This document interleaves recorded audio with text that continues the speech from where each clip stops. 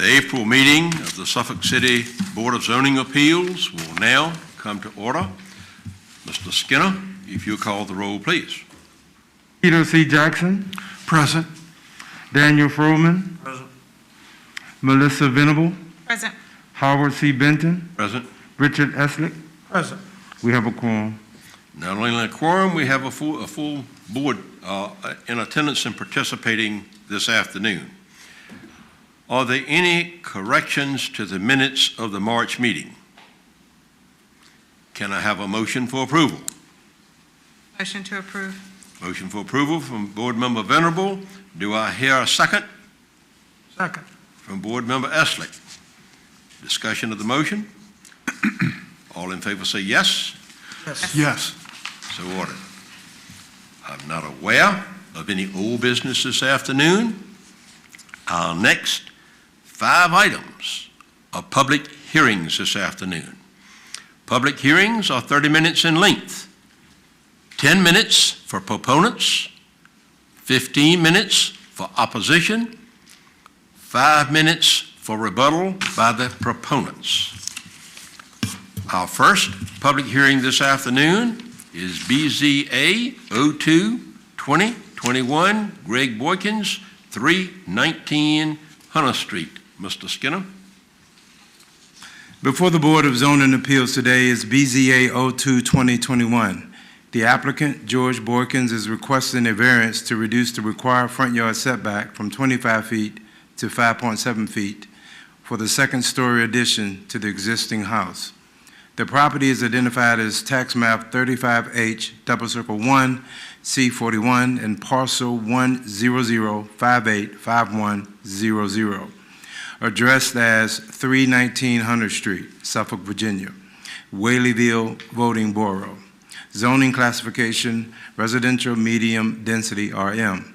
When you act upon this request, you will be acting on a request to reduce the minimum required front yard setback from 25 feet to 5.7 feet in order to construct the second-story addition to an existing house. Should the board decide in favor of approving this request, the 8 findings as listed in your package must be articulated as part of the motion.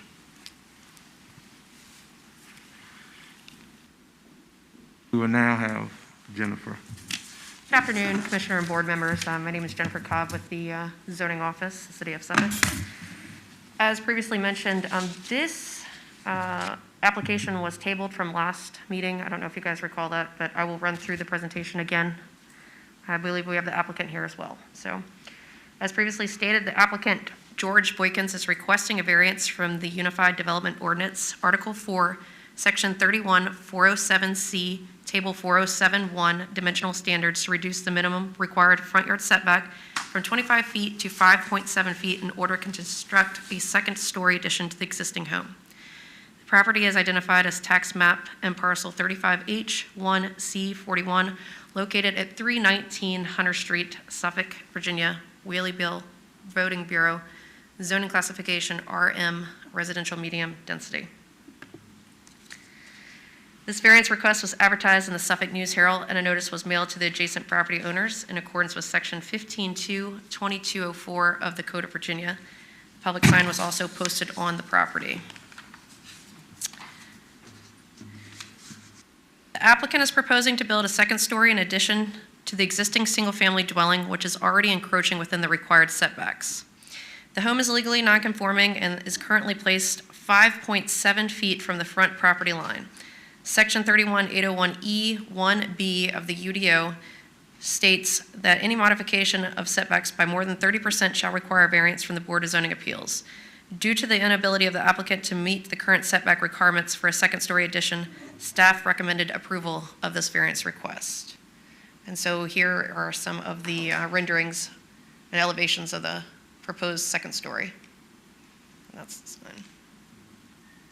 I'm available for any questions you guys may have after the public hearing. Thank you, Ms. Cobb. At this time, we will now open the public hearing. Who would like to speak on behalf of this application?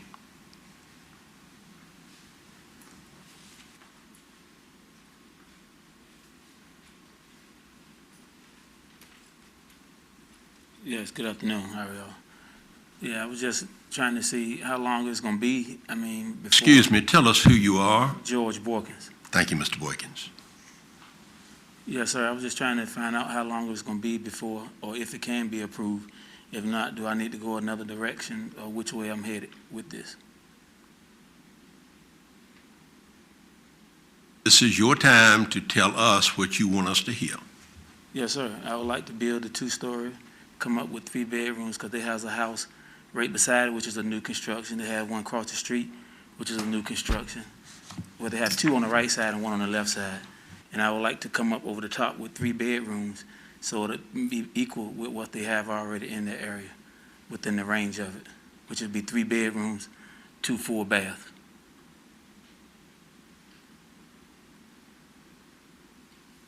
And that's it, Thank you, Mr. Boykins. yes. Is there anyone else who would like to speak on behalf of this application? If not, is there anyone who would like to speak in opposition? If not, Mr. Boykins, would you like to make any additional comments on behalf of your request? No, sir. Thank you. We will now close the public hearing. I turn to the board members for questions, comments, or motion. May I ask Mr. Boykin a couple questions? Mr. Boykins, if you'll come back to the podium.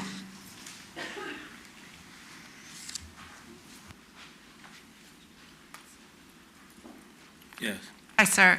The elevation that was presented in the application has no windows on either side, and I was curious, I don't think that would work for 3 bedrooms. I was curious if you had any additional elevations that you could share. There's no windows, as you can see, on either side of that building.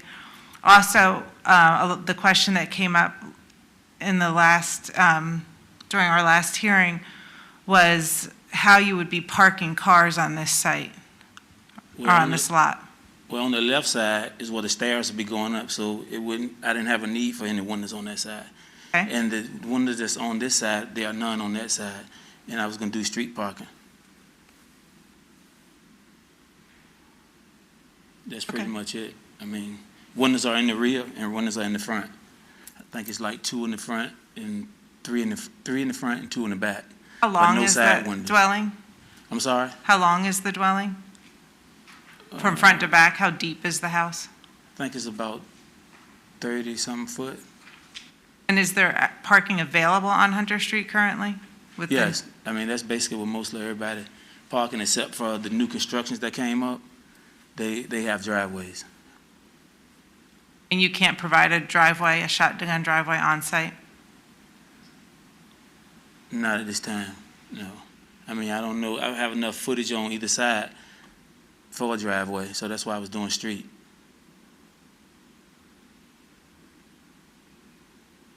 Okay, thank you.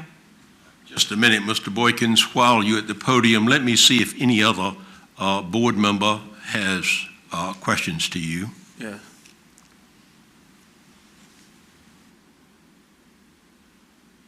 Thank you, Mr. Boykins. Thank you. Again, I'm back to the board members for questions, comments, or a motion. May I ask Ms. Cobb a question? Please. Sorry to make everybody jump up and down. I know this is infill, and I just don't remember off the top of my head. I apologize. Any other lot in the ordinance or in Suffolk would have to have 2 spaces provided on site. Why in this case do we not have to have that? Because he's already existing and completely legally non-conforming. So any new construction would have to have the 2 parking spaces. This house predates the UDO. Is there a concern from planning that we're adding additional bedrooms and likely cars to a site without a place to put those cars? So previously, it was a 1-story house with a minimal amount of bedrooms, and now we're looking at 3 bedrooms, potentially additional cars, but no place to park those cars. I just have a hard time with that versus any new construction could never, I understand. I mean, you're almost, I it looks just- like we're doubling the square footage, if not more. Yeah, and I didn't have any, I mean, he has absolutely no room on either side to even get, I think, the two 9x18 spaces on there, he would have to try to park and drive to the back, and I don't think it's wide enough on this right-hand side. The left side is 7.6 feet, I believe. What's involved in moving the pole on the right-hand side of the house, the city removing that pole?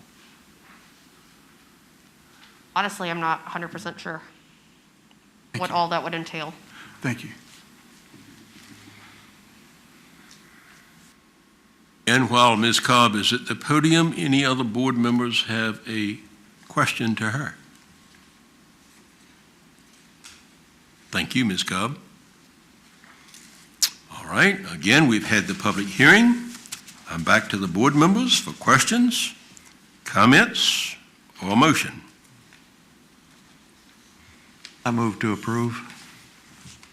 Motion for approval from Board Member Froman. Do I hear a second? I'll second. Second from Board Member Eslick. Motion and second for approval. Discussion of the motion. Skinner, call for the roll, a call for the vote, please. Peter C. Jackson, No. Daniel Froman, Yes. Melissa Venable, No. Richard Eslick, Yes.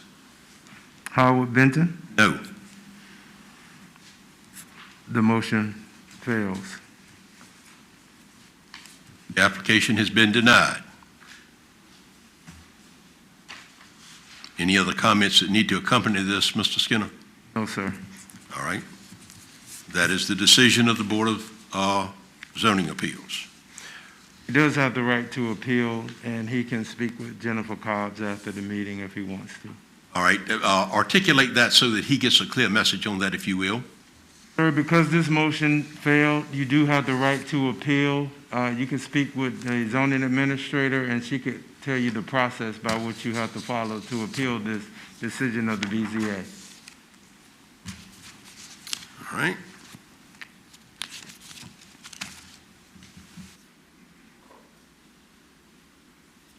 Our next item on the agenda is BZA 05-021.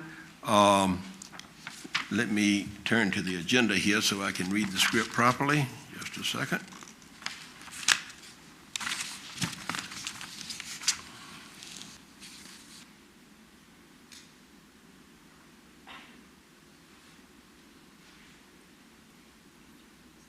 BZA 05-2021, Patrick Frost, 6704 Whitewood Street.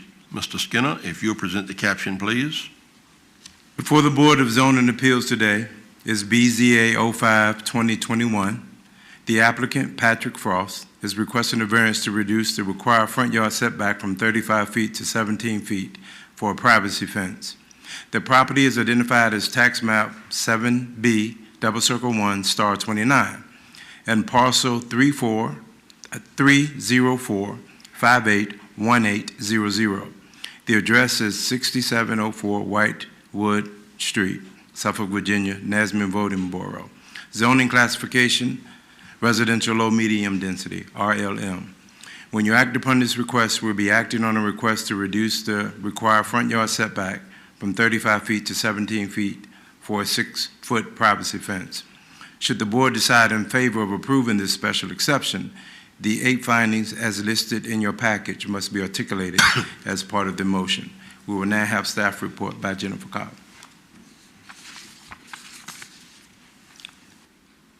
As previously stated, the applicant, Patrick Frost, is requesting a variance from the Unified Development Ordinance, Article 4, Section 31407C, Table 4071, Dimensional Standards L, to reduce the minimum required front yard setback from 35 feet to 17 feet in order to construct a 6-foot fence. The property is identified as tax map and parcel 7B1*29, located at 6704 Whitewood Street, Suffolk, Virginia, Nasman Voting Bureau. Zoning classification RLM, residential low medium density. This variance request was advertised in the Suffolk News Herald, and a notice was mailed to adjacent property owners in accordance with Section 15.2.2204 of the Code of Virginia, and a sign was also posted on the property. The applicant stated in his application, the fence is needed for the 2 German shepherds which live next door and cause him anxiety and sleep disturbances. The applicant wants to run his fence along the neighbor's fence to allow more privacy from the neighbor's dog. The applicant stated the dogs have bitten an individual previously and stated the fence would help provide extra security for their residents, as this fence will be 6 feet and solid. The lot is standard and meets the minimum lot requirements of the RLM zoning district. The UDO permits a 4-foot fence and the required front yard setbacks, provided it is 50% opaque. The neighbor has a 4-foot fence, 50% opaque, which meets the required setbacks on a corner lot as required by the UDO. Approving a reduced front yard setback of 17 feet for a 6-foot tall privacy fence would set a precedence in the city of Suffolk. Therefore, staff does not recommend approval of the zoning variance request. And that is the neighboring 4-foot, 50% opaque fence. And it appears the fence has already been constructed when we did a site visit. It appears that the fence has already been constructed when we did a site visit. It looks like the fence is already built. I didn't know that when we first took the application. Which fence? The 6-foot fence on 6704 Whitewood Street. So the left hand, the fence, the wooden fence is the proposed fence for this application. And you can see the corner lot right here has the 4-foot, 50% opaque fence. Although, I don't want. Available for any questions you guys may have. That confused me as well when I was looking at it, though I believe the wooden fence that was constructed looks like it's at a 35-foot setback currently, so are we looking at potentially bringing that It's further? it's hard to see in these pictures, but you can see that it juts out past the house and is attached to the okay. 4-foot Okay. chain link fence. Okay, I see it now. Okay, I didn't see that. It's hard to tell from the pictures. Yeah. Okay, I gotcha. Thank you. Thank you, Ms. Cobb. We will now open the public hearing. Who would like to speak on behalf of this application? Is there an applicant present that would like to speak on behalf of this application for Patrick Frost at 6704 Whitewood Street?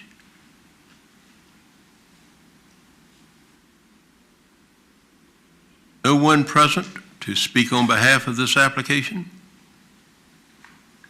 Is there anyone present to speak in opposition to this application?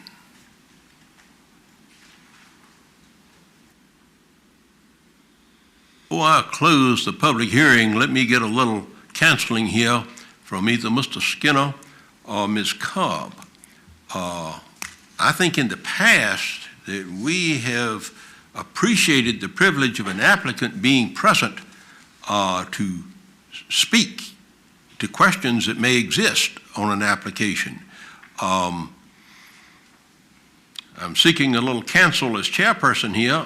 Do we keep this public hearing open with the concept of this board having the option to make a motion to table this, or do we need to go forward? If you feel that you don't have enough information to formulate an opinion based on what the code allows us to do, then you can request that the applicant come.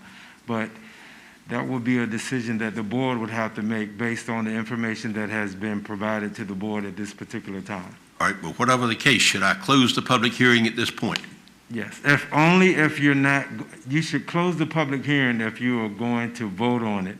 If you're going to table it, then I think we should keep the public hearing open if you want to bring the applicant back.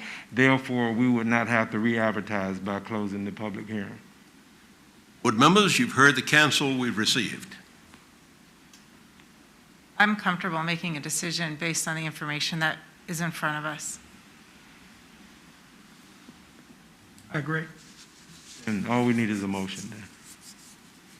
I would make a motion to deny the application. But just a second, don't I need to close the public hearing, though Yeah, I have not sorry. officially closed the public hearing? All right. With that said, no one present to speak in response to this public hearing. I now close the public hearing. Now I turn to board members for questions, comments, or motion. I had a very hard time with this application, but in light of the information that Ms. Cobb has presented and looking at the photographs of both sites or both homes, both the adjacent one that seems to be problematic to the actual applicant, I would make a motion to deny this application. Unfortunately, this blocks a portion of the fencing and gives some protection and privacy, but it doesn't protect, and if those dogs can jump over the 4-foot fence, they're going to be able to do that in the front of the adjacent neighborhood. Therefore, I don't know that making an exception to Suffolk's ordinance for this particular case makes any sense at all, and it helps in the situation. So I make a motion for denial. Motion for denial of BZA 05-2021 by Board Member Venerable. Do I hear a second? Second. From which board member? Jackson. Second from Board Member Jackson. Discussion of the motion. The motion is for denial. And I want to also state that I am very sympathetic to the situation, and like I said, had a very hard time going through this, and I wish there was another way to confront this application, but again, I agree with the city of Suffolk in their analysis. All right, motion and second for denial. I have a comment. Please. I don't think the actual description of the fence is very good in the sense that, is it already built? Is part of it already built, or is it to be built? Application, I did not know that it was already constructed. I didn't know this until after I'd written the whole staff report and we went out there and took these pictures to add to the slideshow and to ensure that the sign was posted. What it was proposed to me or put to us is that it was a proposed fence, not that it had already been constructed. So it's a little misleading, the application that we took. With the materials we received, I think that it would behoove this body to receive a drawing, not necessarily from a licensed surveyor or whatever, but something that's a little more descriptive of what they want to do. This is what at first he didn't provide me with anything, and I said, I can't take an application without a survey. So then he sent this in showing that he had the 6 foot along the side and wanted to extend it up the front. I know it's hard to see because it's so small in these packets when you guys receive it, and then even on the screen it's tough too. Go back and show the photograph, so. It's not the perpendicular fence to the road, it actually comes out towards the road as well. Yeah, so it's where that 4-foot fence is coming out, it's attached to that, basically. Any other questions to Ms. Cobb while she's at the podium? Thank you, Ms. Cobb. Again, we have a motion and a second for denial. Speaking for myself, I would feel more comfortable making a commitment after the applicant has been able to give this board an accountability firsthand of the application. But that's my perspective of that. Further discussion of the motion. The motion is for denial. Mr. Skinner, call the roll, please. Peter C. Jackson, Yes. Daniel Froman, Yes. Melissa Venable, Yes. Howard Benton, No. Richard Eslick. Yes. The motion for denial passes. Right? This, as Mr. Skinner said, this application has been denied.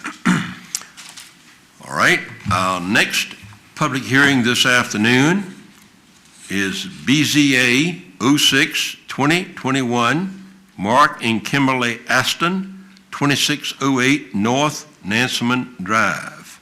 Mr. Skinner, if you'll present the caption, please. Before the BZA, today is BZA 06-2021. The applicant, Mark and Kimberly Ashton.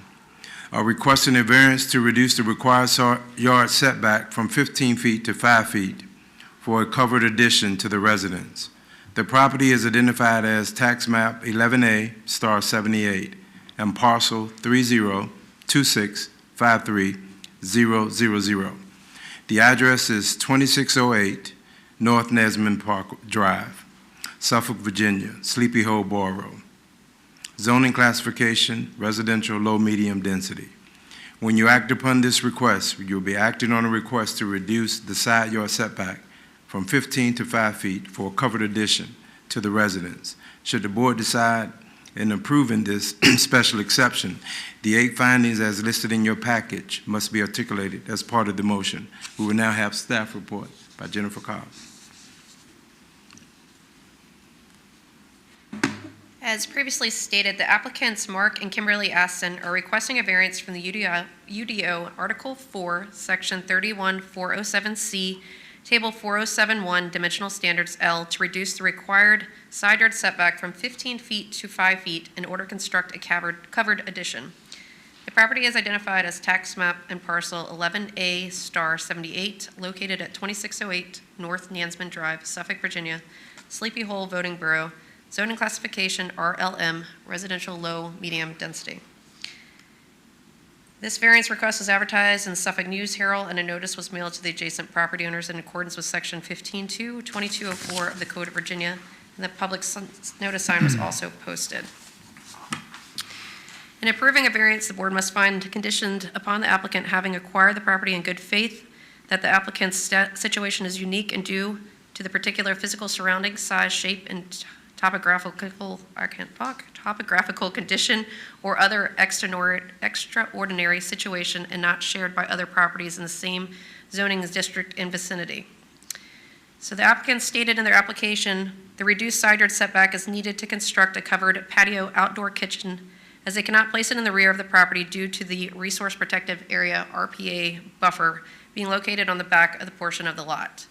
This parcel has a 100-foot buffer in the rear of the property where the RPA line is located. Therefore, staff recommends approval of this request to reduce the required side yard setback from 15 feet to 5 feet based upon the hardship the RPA buffer creates. And I'm available for any questions the board may have.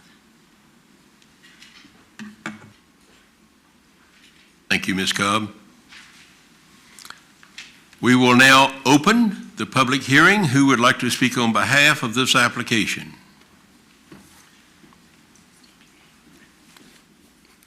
My name is Mark Aston. Good afternoon, board. My wife and I come about this idea to build this outdoor kitchen because we have multiple people in our family that are handicapped, and this allows us to access a place in our house where they can eat and stuff, because our floors are multi-leveled in our house, so it requires a ramp to get in there. And that's one of the reasons we came about it. Also, we have grandchildren that it makes it easier for us to keep them from running in and out of the house all the time. The access to this wouldn't be from the house, but it's adjacent or attached to the house, so that's why we're applying for the permit. Also because of the RPA line, as Ms. Cobb stated earlier. I know that the setback, if the building is set back away from the house, is 5 foot, but because we're up on the house, we need this variance permit. There is also a garage right next to where we're going to build this that's 5 foot off the line, which I have pictures if y'all would like to see them. But it wouldn't take away from any view or anything from anybody else's property. And basically, was there anything else, Kim, that? That it would protect the visual from people seeing children in the pool from the street. Yeah, the privacy from the front of the neighborhood or the front of the property back into our pool area also. I believe that's it. And that's all I have, board. Thank you, Mr. Aston. Is there anyone else who would like to speak on behalf of this application? If not, is there anyone who would like to speak in opposition? Not, Mr. Aston, would you like to make any additional comments? I have none, sir. Thank you. We will now close the public hearing. I turn to the board members for questions, comments, or motion.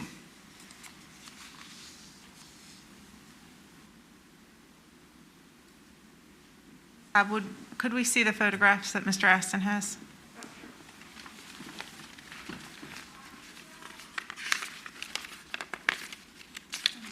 The front and the side view from where where it would be built. This is basically where the building would be built, right beside this building. Can I ask Mr. Aston a question? Please. Mr. Mr. Aston, Aston, come back to the podium for a moment. Yes, sir. I'm assuming, because this is the adjacent property owner's garage, he's in support of what you're doing? We're very good friends. I mean, he asked me what I was doing, that's all, and I haven't heard anything from anybody. That they just wanted to know what I was doing, that's all. No issue. Good. Thank you. You're welcome.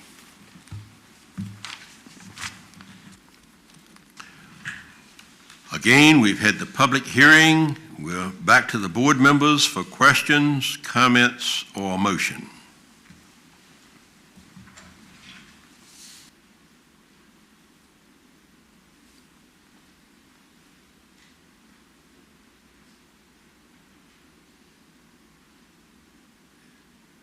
I would make a motion for approval. Motion for approval from Board Member Venerable. Do I hear a second? Second. From Board Member Froman. Motion and second for approval. That would be based on the 8 findings within our application. Thank you. Discussion of the motion. Mr. Skinner, call for the vote, please. Peter C. Jackson, Yes. Daniel Froman, Yes. Melissa Venable, Yes. Howard Benton, Yes. Richard Eslick. Yes. The motion is approved. Congratulations. Thank you. Our next public hearing this afternoon is BZA 07-2021, Kelly Bass, 109 North 6th Street. Mr. Skinner? Before the Board of Zoning Appeals today is BZA 07-2021. The applicant, Kelly Bass, is requesting a variance to reduce the required side corner setback from 25 feet to 7 feet for a 6-foot privacy fence. The property is identified as tax map 35F LM 13. The parcel is 0509271100. The address is 109 North 6th Street, Suffolk Voting Borough. Zoning classification, residential medium density RM. When you act upon this request, you will be acting on a request to reduce the required side corner setback from 25 to 7 feet for a 6-foot privacy fence. Should the board decide in favor of approving this special exception, the 8 findings as listed in your package must be articulated as part of the motion. We will now have a staff report by Jennifer Cobb. As previously stated, the applicant, Kelly Bass, is requesting a variance from the UDO, Article 4, Section 31407C, Table 4071, Dimensional Standards L, to reduce the minimum side corner setback from 25 feet to 7 feet in order to construct a 6-foot privacy fence. The property is identified as tax map and parcel 35F LM 13, located at 109 North 6th Street, Suffolk, Virginia, Suffolk Voting Bureau, zoning classification RM, residential medium. This variance request was advertised in the Suffolk News Herald, and a notice was mailed to adjacent property owners in accordance with Section 15.2.2204 of the Code of Virginia, and a public sign was posted in front of the property. The applicant stated in the application, a 6-foot-tall privacy fence is needed for security purposes. Ms. Bass stated there is a large amount of foot traffic and theft in this area, and the fence would help protect her property. This property is a legal non-conforming lot, as the home does not meet the minimum setbacks required by the zoning district. Staff had suggested a 4-foot-tall, 50% opaque fence due to it being on a side corner and a fence located in a required yard adjacent to a street. So therefore, staff does not recommend approval of this request. The lot is very narrow. There's not a lot of room to put a 6-foot fence on the side corner. And I'm available for any questions the board may have. Thank you, Ms. Cobb. We will now open the public hearing. Who would like to speak on behalf of this application?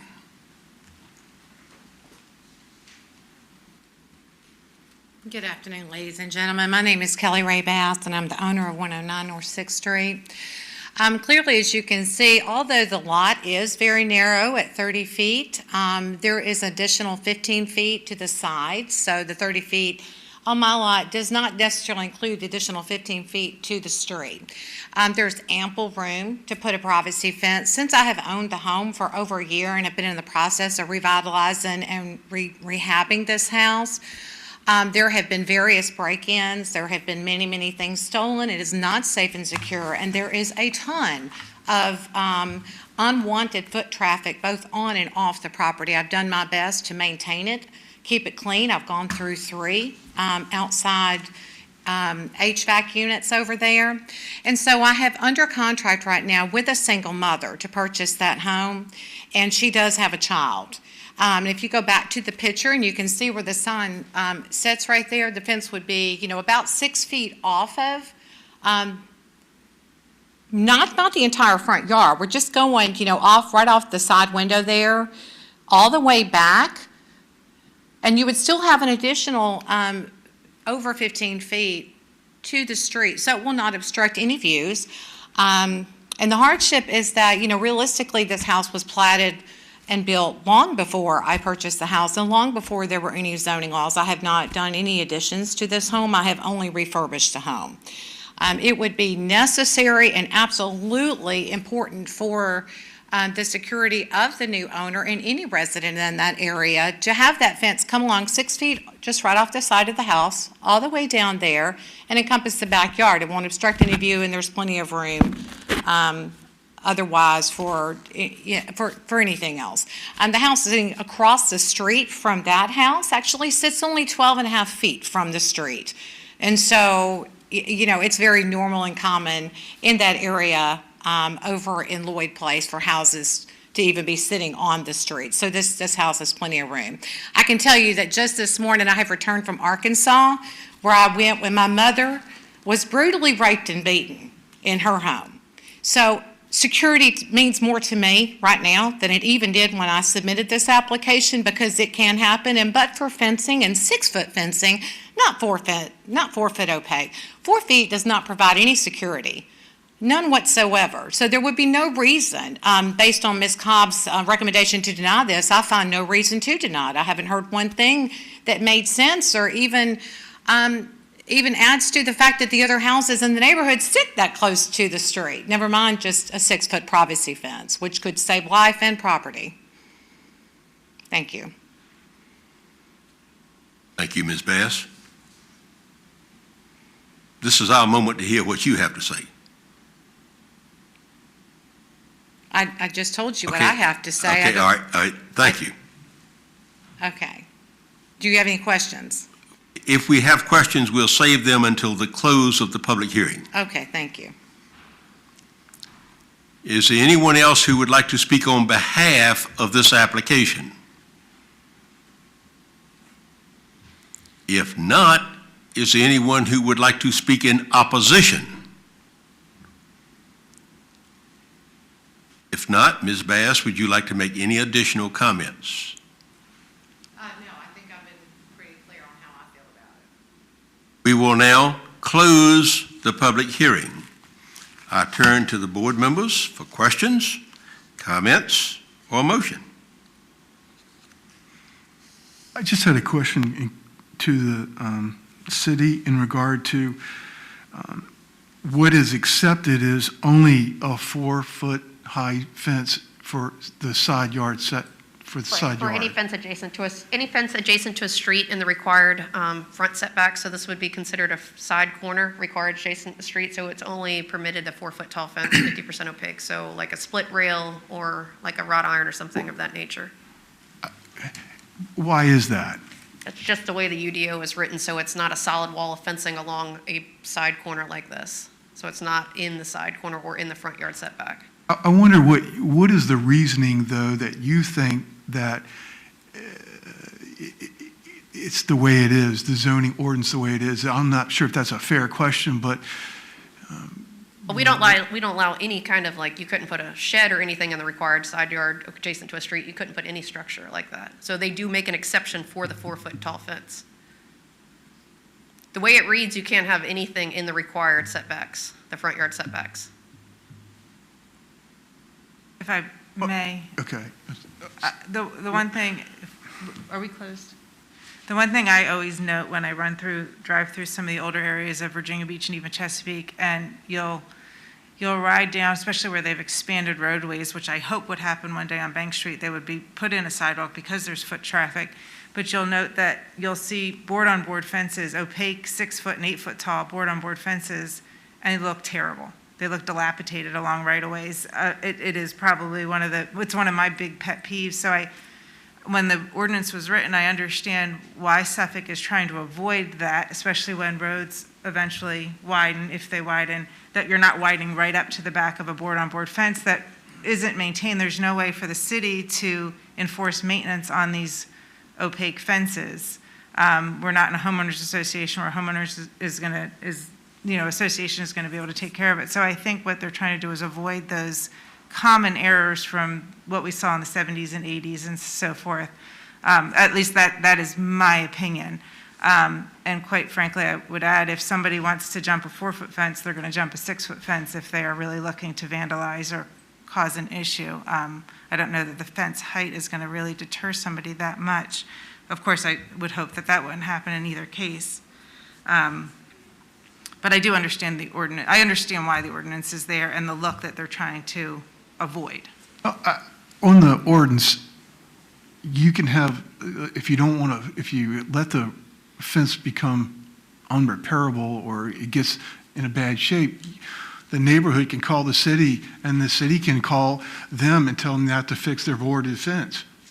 So, I mean, I don't see, if it's in bad shape, then the city can make them correct it, the homeowner, if they allow it.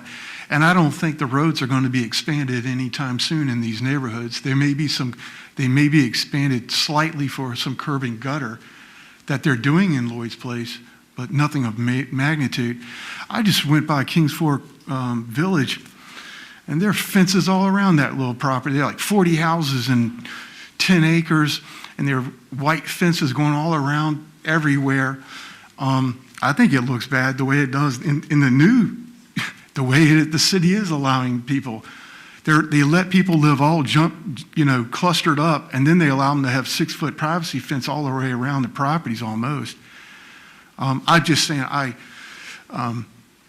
one thing that I noticed here was the fence stops and it doesn't go continue. Sometimes, like in these neighborhoods, the legal non-conforming neighborhood lots, you can't see around it.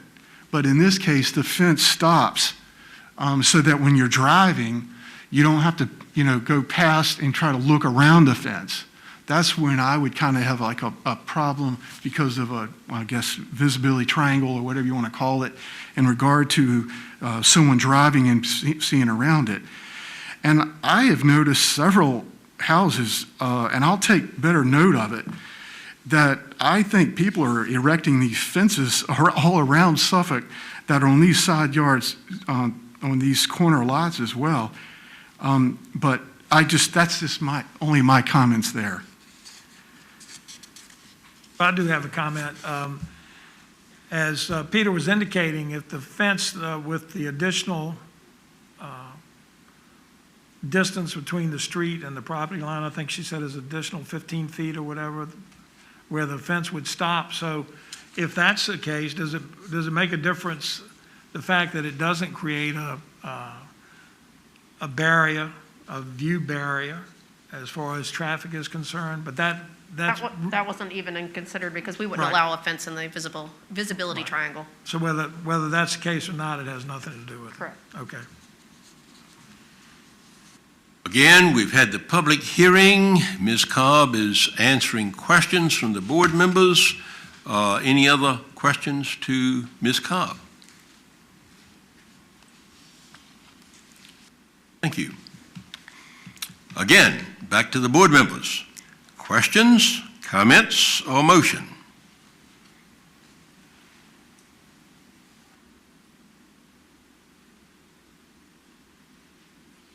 I think from the discussion, we have two perspectives at the table, but we need a motion. Can I say something else before, or is it? Not at this time, not at this time, not unless the board members seek you to come forward. Now, if a board member wishes for Ms. Bass to come forward, I'll recognize that, but the public hearing is over. Well, I say since there appears to be some indecision, if she has something else to say, I'd like to hear it. Ms. Bass, come forward.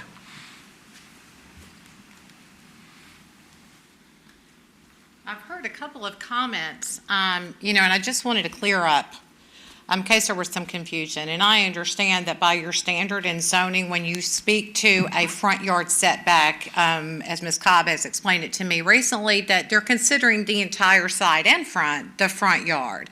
So I just want to make it very clear that we have a 112-foot lot here.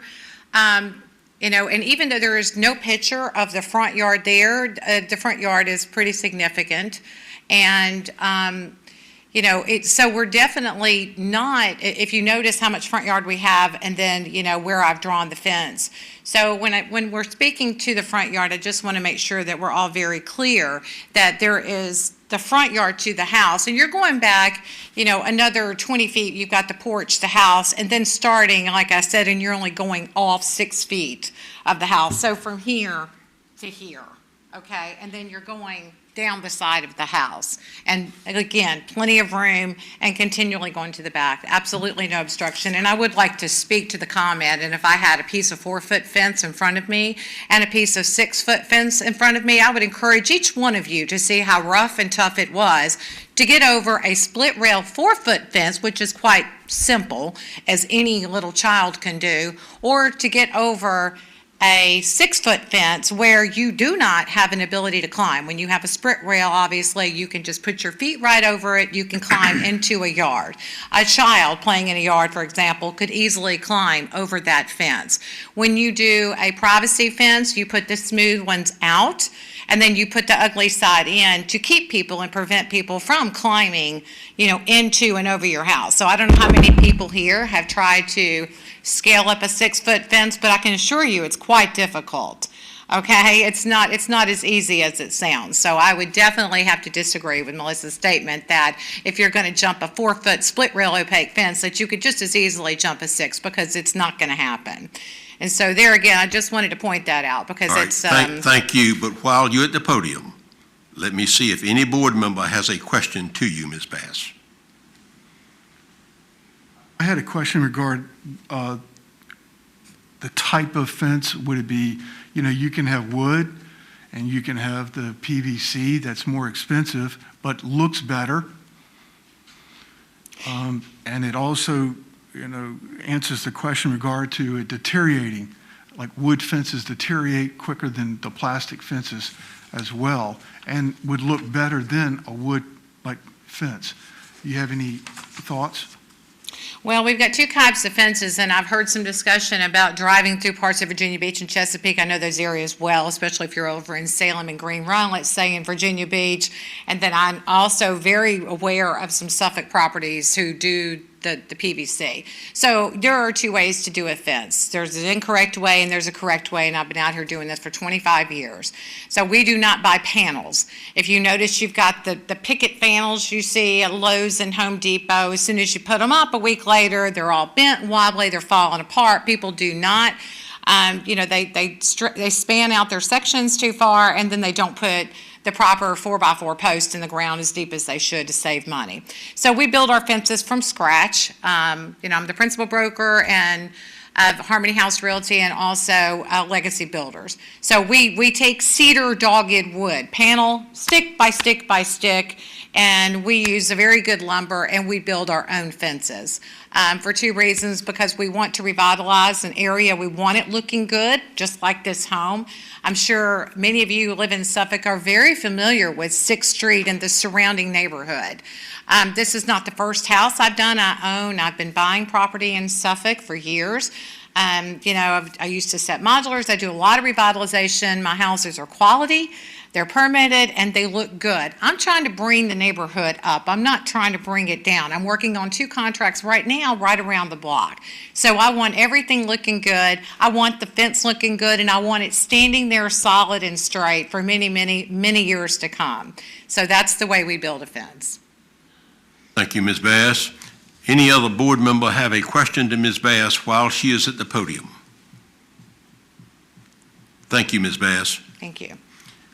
We have had the public hearing. We are now back to the board members. Questions, comments, or a motion? I move to approve the motion. Motion for approval from Board Member Froman.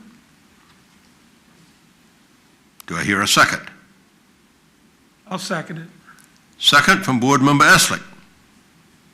Motion and approval from Board Member Froman and Board Member Eslick. Discussion of the motion. Mr. Skinner, call the roll, please. Peter C. Jackson, Yes. Daniel Froman, Yes. Melissa Venable. No. Howard Denton, No. Richard Eslick. Yes. The motion passes. Congratulations. All right.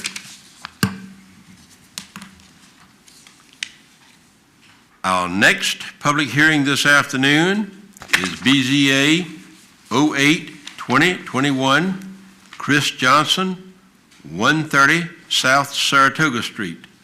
Mr. Skinner, if you'll present the caption, please. Before the Board of Zoning Appeals today is BZA 08-2021. The applicant, Chris Johnson, is requesting a variance to reduce the required open space for a multifamily development by more than 50%. The property is identified as tax map 34G 18 2*5, and parcel number is 35315700. The address is 130 South Saratoga Street, Suffolk Voting Borough. Zoning classification CBD, Central Business District.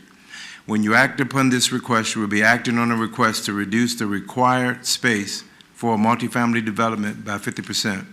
Should the board decide in favor of approving this special exception, the 8 findings as listed in your package must be articulated as part of the motion.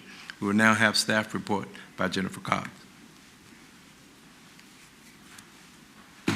As previously stated, the applicant, Chris Johnson of Monument Development 16 LLC, is requesting a variance from the Unified Development Ordinance, Article 6, Section 31602C2II, Design Standards to reduce the required open space for multifamily development by more than 50%. The property is identified as tax map and parcel 34G 18-2*5, located at 130 South Saratoga Street, Suffolk, Virginia, Suffolk Voting Borough, zoning classification CBD, Central Business District.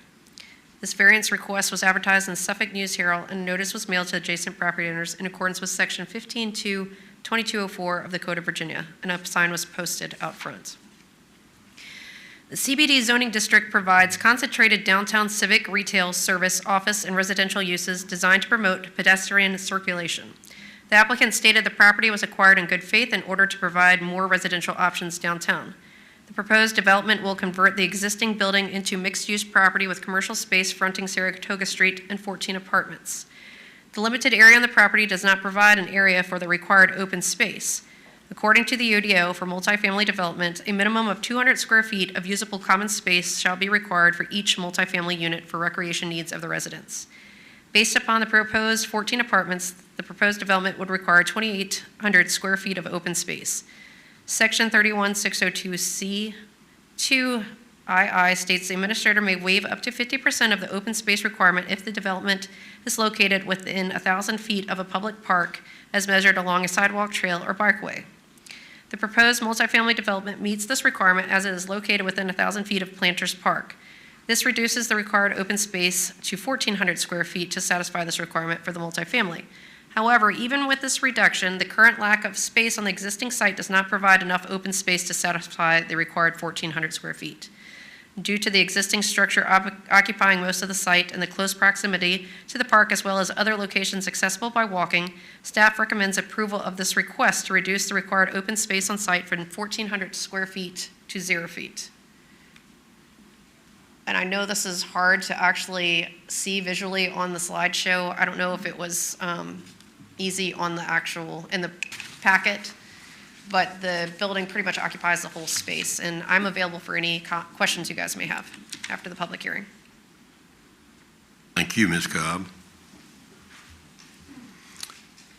We will now open the public hearing. Who would like to speak on behalf of this application? Good afternoon. My name is David Dahlman with Kimley Horn. I'm here on behalf of Monument Development 16, and will speak on behalf of this application. Thank you for the words previous. I can't say much better than how Jennifer described it. She pretty much took all my talking points away from me, so I will just kind of touch on a few different things. What we're doing is an adaptive reuse project. It's a mixed-use development. The mixed use, there's commercial space in the front along with the apartment lobby in the front along Saratoga Street. In the rear of the building, that will be the apartment portion of the mixed use.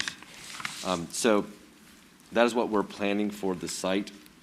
I do want to address parking as one of the things because this is downtown area. We have talked with the city, and there's going to be an agreement in place with the city to utilize the city parking that's directly adjacent to this existing building.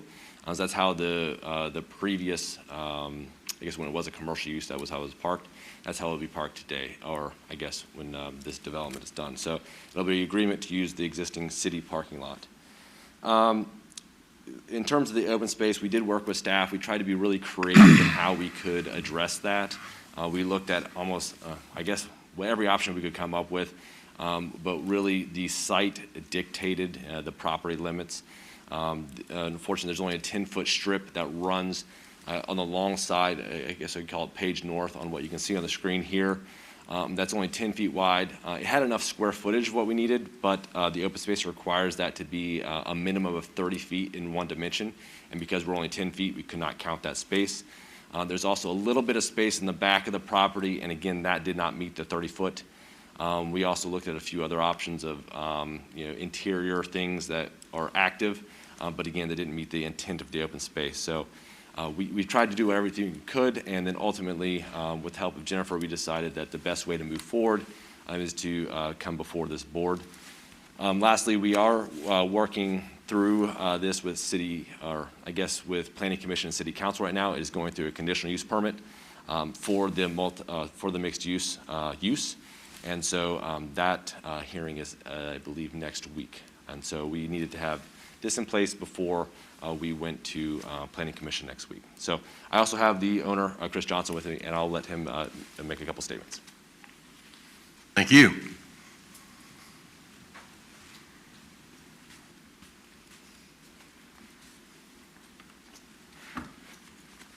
Hi there, Chris Johnson. I am a principal with the Monument Companies. We're a real estate development, construction, management company out of Richmond. Have been active in Suffolk for a while. This would actually be our sixth historic adaptive reuse project. The others have been successful. In fact, we own the Washington Square and lofts at 111. We just feel like the mixed use and then rehabbing these old buildings is really just positive for downtown. It's unfortunate that the property is landlocked. That's not unusual when we see projects such as this. So we just appreciate any consideration you can give us so that we can move this project forward. And I'm available for any questions. We'll save questions till after the public hearing. Great, thank you. Is there anyone else who would like to speak on behalf of this application? If not, is there anyone who wishes to speak in opposition? Would either of you like to make any additional comments on behalf of this application? Yes, sir. If not, we will close the public hearing. A question I may ask, does this, have I missed it in the documentation here, does it have a prospective title to the name of the facility? Because I do believe that the Suffolk News Herald has operated out of that as far back as I can remember, and that's a long time. That's really kind of a casual question. It's, We don't have a name yet, but, the Suffolk Herald Lofts would be pretty cool. We just couldn't infringe upon any copyrights. But, yeah, we typically in our historic rehabs like to make reference to the history of the building. if I may ask, do you know how long the Suffolk News Herald did operate out of that facility? I don't know, but it's been a while. For sure. Yes, sir. Yes, sir, I can assure that. Okay, Awesome. that was a casual question, but while you're at the podium, Sure. because we've closed the public hearing, and now I'm turning to the board members for questions, comments, or motion, and while Mr. Johnson is at the podium, do any board members have questions to Mr. Johnson? You have a quick question. Would you clarify the parking again? The building previously used city parking spaces that were available to the Suffolk News Herald, and you'll have an agreement with the city of Suffolk to reuse those spaces, is that correct? Or to continue to use those I don't know that it spaces? would be the exact same amount that the Suffolk Herald had, but it would meet our need for the project itself. But you'll have I'm putting words into your mouth, I apologize. Is your need lower, or you'll have a lower need for parking, or you'll need less parking than what was previously needed for that building as a commercial site? I'm not sure how much the newsroom was actually, or the paper was actually using. It was approximately 12,000 square feet of office, and we're talking about 14 apartments, so probably relatively similar, I would imagine. Yeah, it would be, for sure. Okay. Great. Wonderful, thank you. Again, while Mr. Johnson is at the podium, are there other questions from board members to Mr. Johnson? Thank you, Mr. Johnson. Thank you. If I may attempt to answer your question, I think the reporters and employees use the city parking, but the delivery of paper products and the picking up, I think that they had access to limited, it was very temporary, like where they delivered the realms of paper for the print press at the back door, and where the carriers would come by in the afternoon and pick it up. But they didn't have a lot, if I remember correctly. I know the ordinance for multifamily mixed use is a fairly low parking standard, so I believe, just in quick calculations, that this would have a smaller or less need than 12,000 square feet of commercial, potentially. I defer that to Ms. Cobb. Yeah. Ms. Cobb, is that, have you? This would only require, the minimum requirement of 14 spaces Mhm. per unit, Right. maximum of 2 per unit. Right, so the understanding 12,000 square feet of commercial would absolutely have a higher demand, so we're actually lessening the demand, which thrills me, and I absolutely love reuse projects, so this has my full support, and I'm thrilled that there's a park down the street that can be used and maybe even enhanced. Again, while Ms. Cobb is standing, did you finish your question? Yes, sir. Are there other questions from board members to Ms. Cobb? Thank you, Ms. Cobb. We've had the public hearing. We're back to the board members for questions, comments, or motion. I'll make a motion for approval. Second? Motion for approval from Board Member Venerable and second from Board Member Froman. A motion and second for approval. Discussion of the motion. Mr. Skinner, call the roll, please. Peter C. Jackson, Yes. Daniel Froman, Yes? Melissa Venable, Yes. Howard Benton, Yes. Richard Eslick. Yes. The motion is approved. Congratulations. That concludes our public hearings this afternoon. Are there any other matters that need to come before this body at this meeting?